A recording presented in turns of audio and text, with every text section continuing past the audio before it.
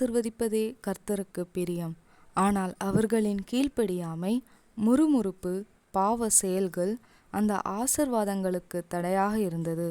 ஆகிலும் கர்த்தர் இஸ்ரவேல் ஜனங்களை விட்டு கொடுக்காமல் அவர்களை ஆசிர்வதித்தார். அவர்களுக்கு வாக்களித்த கானான் தேசத்தை சுதந்திரமாக்கி கொடுத்தார். நினிவே பட்டணத்தை அழிவினின்று மீட்டு எச்சரிக்கை செய்ய யோனாவை கர்த்தர் அழைத்தார். ஆனால் அவனோ அதற்கு எதிராக செயல்பட்டான். ஆனாலும் கர்த்தர் மீண்டும் ஒரு வாய்ப்பை அளித்தார். அவன் மூலம் நினிவே காப்பாற்றப்பட்டது. நாமும் இந்த இஸ்ரவேல் ஜனங்களைப் போன்று, யோனாவை போன்று, கர்த்தர் நமக்கு வைத்திருக்கும் பாதையிலிருந்து விலகி அவருக்கு விரோதமாய் செயல்படுகிறோம். விட்டு தூரம் ஓட முயல்கிறோம். ஆனாலும் கர்த்தர் தம்முடைய மேலான இரக்கத்தாலும் நம்மீது கொண்ட மிகுந்த அன்பின் நிமித்தமும் இந்நாள் வரை தயவு காட்டி வருகிறார்.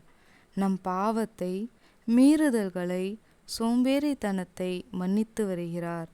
அவருடைய இரக்கத்திற்கும் வழி நடத்துதலுக்கும் நாம் நன்றியுள்ளவர்களாய் இருக்க வேண்டும். இம்மாதம் வரை நம்மை பத்திரமாக நடத்தி வந்த கர்த்தருக்கு நன்றி செலுத்துவோம். பழைய வாழ்க்கையிலிருந்து மனம் திரும்புவோம். கர்த்தரோடு ஒரு புதிய துவக்கத்தை ஆரம்பிப்போம். கொடுக்காதவர், என்னை நடத்துகின்றவர், என்னை பாதுகாப்பவர், என் நேசரே.